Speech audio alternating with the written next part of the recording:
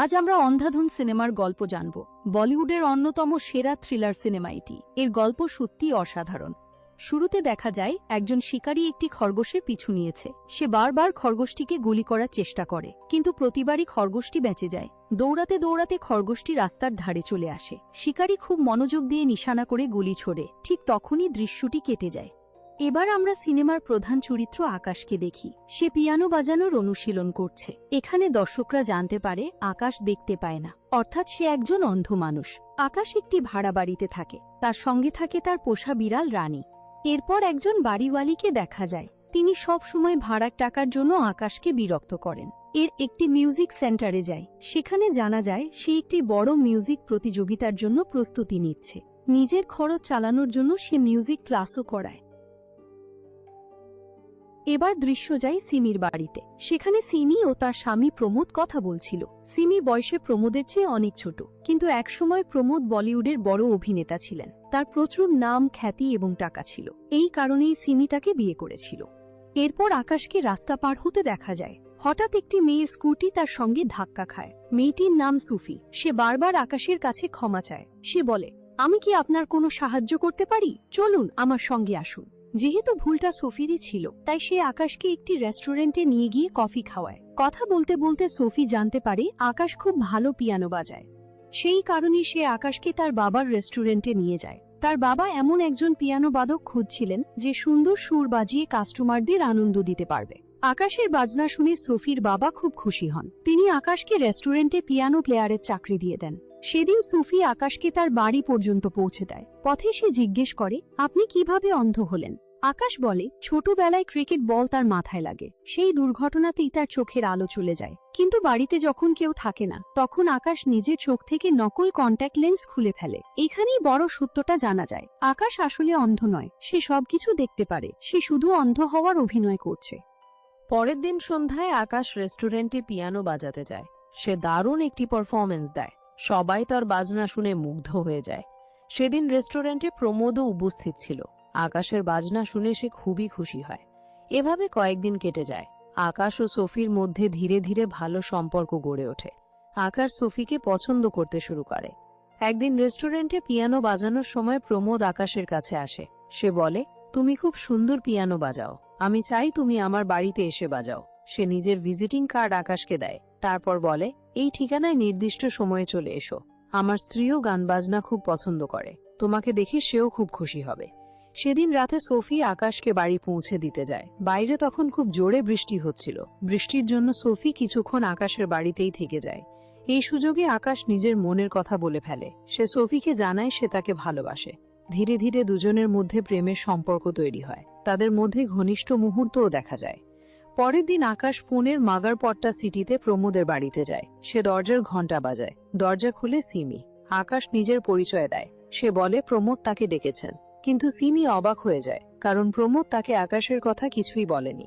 ঠিক তখন পাশের বাড়ির এক বৃদ্ধা সব কথা শুনছিলেন। সন্দেহ এড়ানোর জন্য সিমি আকাশকে ঘরের ভেতরে ঢুকতে দেয়। সিমি আকাশকে পিয়ানোর সামনে বসতে বলে। সে বলে, প্রমোদ একটু বাইরে গেছে, আর 10 মিনিটের মধ্যেই ফিরে আসবে। ততক্ষণ তুমি পিয়ানো বাজাও। আকাশ পিয়ানো বাজানো শুরু করে। কিছুক্ষণ পর সে ঘরের ভেতরে একটি মৃতদেহ দেখতে পায়। বাইরে সবাই মনে করে আকাশ অন্ধ, কিন্তু আকাশ তো সবকিছুই দেখতে পারে। সে বুঝতে পারে ঘরে ভয়ঙ্কর কিছু ঘটেছে। বাথরুমে যাওয়ার অজুহাতে সে পুরো বাড়িটা দেখার চেষ্টা করে। অবশেষে সে জানতে পারে মৃতদেহটি আর কারো নয়, সেটি প্রমোদের। বাথরুমে ঢুকে সে আরেকজনকে দেখতে পায়। সে একজন পুলিশ অফিসার। তার হাতে বন্দুক ছিল। সে চাইলে আকাশকে গুলি করতে পারত, কিন্তু সে ভাবে আকাশ তো অন্ধ, তাই সে কিছুই দেখেনি। এই কারণেই সে গুলি করে না। এখন আকাশের কাছে সব পরিষ্কার হয়ে যায়। সে বুঝতে পারে প্রমোদের খুনের সঙ্গে সিমি এবং ওই পুলিশ অফিসার দুজনেই জড়িত। বাথরুম থেকে বেরিয়ে আকাশ আবার পিয়ানোর সামনে বসে। সে স্বাভাবিক থাকার চেষ্টা করে। তারপর জিজ্ঞেস করে, 10 মিনিট হয়ে গেছে, প্রমোদজি কি এসেছেন? সিমি তখন প্রমোদের আগের একটি রেকর্ড করা কণ্ঠস্বর চালিয়ে দেয়। সে রেকর্ডিং শুনে মনে হয় প্রমোদ ব্যস্ত আছে, সে আজ আসতে দেরি করবে। এটা শুনে আকাশ বাড়ি থেকে বেরিয়ে যায়, কিন্তু সে কিছু দূরে গিয়ে দাঁড়িয়ে থাকে। সে দেখতে চায় এরপর কি হয়। কিছুক্ষণ পরে সে দেখে বাথরুমে যে পুলিশ অফিসারকে দেখেছিল, সে একটি বড় ব্যাগ গাড়িতে তুলে কোথাও নিয়ে চলে যায়। আকাশ বুঝে যায় ব্যাগের ভেতরেই প্রমোদের লাশ রয়েছে। প্রমোদের বাড়ি থেকে বেরিয়ে আকাশ সরাসরি থানায় যায়। সে পুলিশের কাছে সব জানাতে চায়। কিন্তু থানায় গিয়ে সে অবাক হয়ে যায়, কারণ সেখানে সেই একই পুলিশ অফিসারকে দেখে যাকে সে প্রমোদের বাড়িতে দেখেছিল। এই পুলিশ অফিসারই লাশ ভরা ব্যাগ গাড়িতে করে নিয়ে গিয়েছিল। পুলিশ অফিসার বুঝে যায় আকাশ আসলে অন্ধ নয়, সে সবকিছু দেখেছে। পরিস্থিতি সামলানোর জন্য আকাশ সঙ্গে সঙ্গে নিজের কথা বদলে ফেলে। সে বলে, আমি আসলে আমার বিড়ালের নিখোঁজ হওয়ার অভিযোগ করতে এসেছি। 2 দিন ধরে আমার বিড়ালকে খুঁজে পাচ্ছি না। ইন্সপেক্টর আকাশের কথা পুরোপুরি বিশ্বাস করে না, তার সন্দেহ হয়। সে ভাবে নিশ্চয়ই কোনো বড় ব্যাপার আছে, তাই সে আকাশের বাড়িতে যায়। সেখানে গিয়ে আকাশ খুব ভালোভাবে অন্ধ মানুষের অভিনয় করে। তার অভিনয় এতটাই বাস্তব ছিল যে পুলিশ অফিসারও বিশ্বাস করে ফেলে আকাশ সত্যিই অন্ধ। পরের দিন খবরের চ্যানেলে দেখানো হয় প্রমোদ মারা গেছে। অনেকেই বলছিল এটি স্বাভাবিক মৃত্যু নয়, এটি একটি খুন। পুলিশ তদন্ত শুরু করে। তদন্তের জন্য আকাশকেও ডাকা হয়। সেখানে আকাশের দেখা হয় দানির সঙ্গে। দানি হলো প্রমোদের প্রথম স্ত্রীর মেয়ে। সেখানেই দর্শকরা বড় একটি সত্য জানতে পারে। সিমি এবং সেই পুলিশ অফিসার মনোহর একসঙ্গে প্রমোদকে হত্যা করেছে। তারা প্রমোদের কোটি কোটি টাকা দখল করতে চেয়েছিল। প্রমোদ জানতে পেরেছিল সিমি ও মনোহরের মধ্যে অবৈধ সম্পর্ক রয়েছে। এই কারণেই মনোহর তাকে খুন করে। পরের দিন প্রমোদের শেষকৃত্য হয়। সেখানে পাশের বাড়ি সেই বৃদ্ধা পুলিশকে বলেন খুনের দিন তিনি একজন লোককে প্রমোদের বাড়িতে ঢুকতে দেখেছিলেন। তিনি সরাসরি মনোহরের দিকেই সন্দেহ প্রকাশ করেন। এরপর আকাশ আবার রেস্টুরেন্টে পিয়ানো বাজাতে যায়। সেখানে দানি আকাশকে বলে সে পিয়ানো শিখতে চায়। আকাশও তাকে শেখাতে রাজি হয়ে যায়। পরের দিন আকাশ আবার সিমির বাড়িতে যায়, কিন্তু এবার সে একটি ভয়ঙ্কর ঘটনা দেখে। সিমি সেই বৃদ্ধাকে ছাদ থেকে ধাক্কা দিয়ে ফেলে দেয়। বৃদ্ধা নিচে পড়ে মারা যায়। পুলিশ ঘটনাস্থলে আসে, কিন্তু তারা এটিকে দুর্ঘটনা ভেবে মামলাটি বন্ধ করে দেয়। সবকিছু দেখে আকাশ খুব ভয় পেয়ে যায়। সে তাড়াতাড়ি নিজের বাড়িতে ফিরে আসে। সে সব কথা সোফিকে বলার জন্য ফোন করতে যায়, কিন্তু নিচে দাঁড়িয়ে থাকা বাড়িওয়ালি আকাশকে লক্ষ্য করছিল। তার আচরণ দেখে বাড়িওয়ালির সন্দেহ হয়। সে ভাবতে থাকে যে ছেলে অন্ধ, সে এত সহজে সিঁড়ি বেয়ে উপরে উঠল কিভাবে। সন্দেহ দূর করার জন্য বাড়িওয়ালি মোবাইলে আকাশের ভিডিও রেকর্ড করতে শুরু করে। ভিডিওতে স্পষ্ট বোঝা যায় আকাশ সবকিছু দেখতে পারে, সে শুধু অন্ধ হওয়ার অভিনয় করছে। কিছুক্ষণ পর সিমি আকাশের বাড়িতে আসে। আকাশ জিজ্ঞেস করে, আপনি এখানে কেন এসেছেন?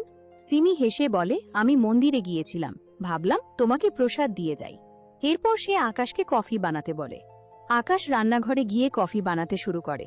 কফি বানানোর সময় সে দেখে সিমি চুপি চুপি আরেকটি কফির কাপে কিছু মিশিয়ে দিচ্ছে। আকাশ বুঝে যায় ওই কফিতে বিষ বা নেশার ওষুধ মেশানো হয়েছে। যদি সে কফি খায় তাহলে বড় বিপদ হবে। তাই ইচ্ছে করেই সে কফির কাপটি হাত থেকে ফেলে দেয়। কফি মেঝেতে পড়ে যায়। এটা দেখে সিমি বুঝে যায় আকাশ আসলে অন্ধ নয়, সে সবকিছুই দেখতে পারে। রেগে গিয়ে সিমি আকাশের মাথায় আঘাত করে। তারপর জিজ্ঞেস করে, তুমি অন্ধ হওয়ার অভিনয় কেন করছো? আকাশ সব সত্যি বলে দেয়। সে জানায় কিছুদিন পর তার একটি বড় মিউজিক প্রতিযোগিতা আছে। সে মনে করত অন্ধ মানুষরা হয়তো সঙ্গীতকে আরো গভীরভাবে অনুভব করতে পারে, তাই নিজের সঙ্গীতকে আরো ভালো করার জন্য সে অন্ধ হওয়ার অভিনয় করছিল। এটি ছিল শুধু একটি ছোট্ট পরীক্ষা। কথা বলতে বলতে কিছুক্ষণ পর আকাশ অজ্ঞান হয়ে যায়, কারণ সে যে প্রসাদ খেয়েছিল তার মধ্যেই আগে থেকে নেশার ওষুধ মেশানো ছিল। এদিকে কিছুক্ষণ পরে সোফি আকাশের বাড়িতে আসে। ঠিক তখন বাড়িওয়ালি তাকে মোবাইলের সেই ভিডিও দেখায়। ভিডিও দেখে সোফি জানতে পারে আকাশ আসলে অন্ধ নয়, সে এতদিন তাকে মিথ্যা বলেছে। এতে সোফি খুব রেগে যায়। সে বারবার দরজায় ধাক্কা দিতে থাকে। দরজা খুলে সিমি। দর্শকদের এমনভাবে দেখানো হয় যেন সিমি আর আকাশের মধ্যে কিছুক্ষণ আগেই প্রেমের সম্পর্ক হয়েছে। আকাশ তখন বিছানায় অজ্ঞান হয়ে পড়েছিল, কিন্তু সিমি এমন অভিনয় করে যাতে সোফির মনে হয় তাদের মধ্যে শারীরিক সম্পর্ক হয়েছে। এটা দেখে সোফি আরো বেশি কষ্ট পায়। সে কিছু না বলেই সেখান থেকে চলে যায়। কিছুক্ষণ পরে আকাশের জ্ঞান ফিরে আসে, কিন্তু এবার সে বুঝতে পারে সে কিছুই দেখতে পাচ্ছে না। চারপাশ সম্পূর্ণ অন্ধকার। সে সত্যিই অন্ধ হয়ে গেছে। সিমি তার চোখ নষ্ট করে দিয়েছে, তার দৃষ্টিশক্তি পুরোপুরি চলে গেছে। সিমি ইচ্ছে করেই এটা করেছে, কারণ সে চায়নি আকাশ পুলিশ বা মিডিয়ার কাছে সত্যিটা বলতে পারুক। একজন অন্ধ মানুষের কথা কেউ সহজে বিশ্বাস করবে না। এখন আকাশ সম্পূর্ণ অসহায় হয়ে পড়ে। সে বুঝতে পারে না এখন তার কি করা উচিত। এদিকে মনোহর সিমির বাড়িতে আসে। সিমি তাকে জানায় সে আকাশকে সত্যিই অন্ধ করে দিয়েছে। মনোহর বলে, এতেও হবে না, আকাশ এখনো আমাদের জন্য বিপদ, ওকে পুরোপুরি শেষ করে দিতে হবে। এই কথা বলে মনোহর আকাশকে হত্যা করার জন্য তার বাড়ির দিকে রওনা দেয়। মনোহর আকাশকে মারার জন্য তার বাড়িতে পৌঁছে যায়। আকাশ তখন কিছুই দেখতে পায় না, তবুও সে নিজের প্রাণ বাঁচানোর চেষ্টা করে। দুজনের মধ্যে ভয়ঙ্কর মারামারি শুরু হয়। মনোহর বন্দুক দিয়ে আকাশকে গুলি করতে চায়, কিন্তু আকাশ কোনোভাবে সেখান থেকে পালিয়ে যায়। সে বাড়ি থেকে বেরিয়ে মূল রাস্তার দিকে দৌড়াতে থাকে। এরপর দৃশ্যটি এখানেই শেষ হয়। পরের দিন আকাশের জ্ঞান ফেরে। সে নিজেকে একটি হাসপাতালের সামনে দেখতে পায়। ডাক্তার স্বামী তাকে বলেন, শকুবাই আর মুরলি তোমাকে গতরাতে রাস্তার পাশে অচেতন অবস্থায় পেয়েছিল, তাই তারা তোমাকে আমার কাছে নিয়ে এসেছে। আকাশ বারবার ডাক্তারকে অনুরোধ করে আমাকে দ্রুত কোনো চোখের ডাক্তারের কাছে নিয়ে চলুন। ডাক্তার স্বামী বলেন, এখন তোমার শরীরের অবস্থা ভালো নয়, তোমাকে কিছুদিন এখানে থাকতে হবে। আমি একজন ভালো চোখের ডাক্তারকে চিনি, কিন্তু তিনি এখন ছুটিতে আছেন। তিনি ফিরলেই আমি তোমার চিকিৎসার ব্যবস্থা করব। সেদিন রাতে দর্শকরা একটি বড় সত্য জানতে পারে। ডাক্তার স্বামী একজন অপরাধী। সে অসহায় মানুষদের শরীরের অঙ্গ চুরি করে, তারপর সেগুলো কালো বাজারে বিক্রি করে। এই কাজে শকুবাই এবং মুরলি তাকে সাহায্য করে। ডাক্তার স্বামী আকাশের 2টি কিডনি বের করে বিক্রি করতে চায়, এতে সে অনেক টাকা পাবে। কিন্তু আকাশ লুকিয়ে তাদের সব কথা শুনে ফেলে। সে বুঝে যায় এই লোকগুলো তার চিকিৎসা করবে না, বরং তার শরীরের অঙ্গ বিক্রি করবে। তখন আকাশ একটি প্রস্তাব দেয়। সে বলে, সিমি আর মনোহর 1 কোটি টাকা লুকিয়ে রেখেছে। তোমরা যদি আমাকে সাহায্য করো তাহলে সেই 1 কোটি টাকা তোমরাই পাবে। এই কথা শুনে ডাক্তার স্বামী রাজি হয়ে যায়। এবার 4 জন মিলে একটি দল তৈরি করে। প্রথমেই তারা সিমিকে অপহরণ করে, চালাকি করে তার কাছ থেকে 1 কোটি টাকার তথ্য বের করে আনে। এরপর আকাশ বলে, আমি আমার কথা রেখেছি, এখন আমার চোখ ঠিক করে দিন। ডাক্তার স্বামী বলে, যদি তোমার রক্তের গ্রুপ সিমির সঙ্গে মিলে যায় তাহলে তার কর্নিয়া তোমার চোখে প্রতিস্থাপন করা যাবে, তাহলে তুমি আবার দেখতে পারবে। তাদের আসল পরিকল্পনা ছিল সিমিকে বন্দি রেখে মনোহরের কাছ থেকে 1 কোটি টাকা নেওয়া। কিন্তু টাকা আনার আগেই ডাক্তার স্বামী কিছু কাজের জন্য বাইরে চলে যায়। তার অনুপস্থিতিতে শকুবাই ও মুরলির লোভ বেড়ে যায়। তারা ভাবে সব টাকা নিজেরাই নিয়ে নেবে, তাই তারা আকাশকেও সিমির সঙ্গে বেঁধে রেখে দেয়। এরপর মনোহর টাকা নিয়ে সেখানে আসে, কিন্তু মুরলি তার ওপর আক্রমণ করে। দুজনের মধ্যে প্রচন্ড মারামারি হয়। এই লড়াইয়ে মুরলি গুরুতর আহত হয়। শকুবাই মুরলিকে একটি টেম্পোতে করে হাসপাতালে নিয়ে যায়, কিন্তু ডাক্তাররা জানায় অনেক বেশি রক্তক্ষরণ হওয়ায় মুরলিকে বাঁচানো সম্ভব হয়নি। এরপর শকুবাই টাকার ব্যাগ খুলে দেখে শুধু উপরের কয়েকটি নোট আসল, বাকিটা পুরো কাগজ দিয়ে ভরা। সে বুঝতে পারে সে প্রতারিত হয়েছে। এদিকে আকাশ ও সিমি তখনও বাধা অবস্থায় ছিল। সিমি আকাশকে বলে, তুমি চাইলে আমি তোমাকে অনেক টাকা দিতে পারি, তোমার চোখের চিকিৎসাও করিয়ে দিতে পারি, আগে আমাকে খুলে দাও। আকাশ তখন শুধু সেখান থেকে বাঁচতে চাইছিল, তাই সে সিমির বাঁধন খুলে দেয়। কিন্তু এটা ছিল সিমির চাল। মুক্ত হয়েই সে আকাশের ওপর ঝাঁপিয়ে পড়ে। সে আকাশকে মারতে শুরু করে। ঠিক তখনই ডাক্তার স্বামী ফিরে আসে। সিমি নিজেকে বাঁচানোর জন্য এবার ডাক্তার স্বামীর ওপর আক্রমণ করে। আকাশ কোনোভাবে ডাক্তার স্বামীর প্রাণ বাঁচায়। এরপর ডাক্তার স্বামী সিমির হাত পা বেঁধে তাকে গাড়ির ডিকি ভরে দেয়। সে আকাশকেও নিজের সঙ্গে গাড়িতে তুলে নেয়। পথে আকাশ জিজ্ঞেস করে, আমরা কোথায় যাচ্ছি? ডাক্তার স্বামী বলে, আমাদের ভাগ্য খুলে গেছে। আমি সিমির রক্ত পরীক্ষা করেছি, তার রক্তের গ্রুপ RH নেগেটিভ। এটি খুবই বিরল রক্তের গ্রুপ।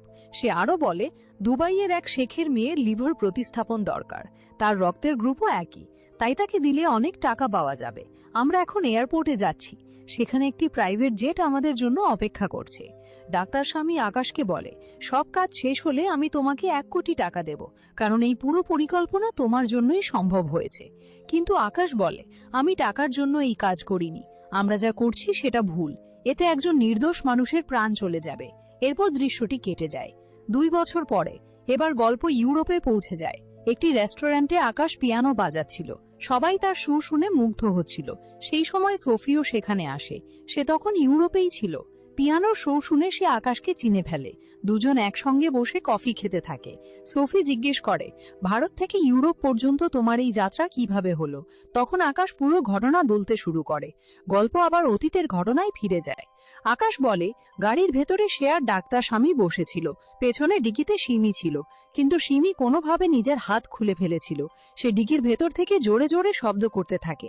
শব্দ শুনে ডাক্তার স্বামী গাড়ি থামায়। সে সিমিকে অজ্ঞান করার জন্য একটি ইনজেকশন নিয়ে ডিগি খোলে, কিন্তু সিমি সেই ইনজেকশন উল্টো ডাক্তার স্বামীকেই দিয়ে দেয়। তারপর সে গাড়িতে উঠে পালিয়ে যাওয়ার চেষ্টা করে। সিমি আগেই আকাশ ও ডাক্তার স্বামীর কথা শুনেছিল। সে জেনে গিয়েছিল তার শরীরের অঙ্গ বিক্রি করার পরিকল্পনা চলছে, তাই সে প্রথমে আকাশকে গাড়ি থেকে নামিয়ে দেয়। তারপর গাড়ি ঘুরিয়ে আকাশকে চাপা দিয়ে মারার চেষ্টা করে। এরপর আমরা আবার সেই দৃশ্যটি দেখি যা সিনেমার একদম শুরুতে দেখানো হয়েছিল। একটি খরগোশ প্রাণ বাঁচানোর জন্য দৌড়াচ্ছিল। তার পেছনে একজন শিকারী বন্দুক নিয়ে ছুটছিল। খরগোশটি দৌড়ে রাস্তার ধারে চলে আসে। শিকারী তাকে গুলি করতে প্রস্তুত হয়। ঠিক সেই সময় খরগোশটি লাফ দিয়ে রাস্তা পার হতে যায়। সেই একই রাস্তা দিয়ে সিমি গাড়ি চালিয়ে আকাশকে চাপা দিতে আসছিল। হঠাৎ খরগোশটি গাড়ির সামনে চলে আসে। খরগোশের সঙ্গে ধাক্কা লাগতেই সিমির গাড়ির নিয়ন্ত্রণ হারিয়ে যায়। গাড়িটি রাস্তা থেকে ছিটকে গিয়ে ভয়াবহ দুর্ঘটনার শিকার হয়। এই দুর্ঘটনাতেই সিমির মৃত্যু হয়। এরপর গল্প আবার বর্তমান সময়ে ফিরে আসে।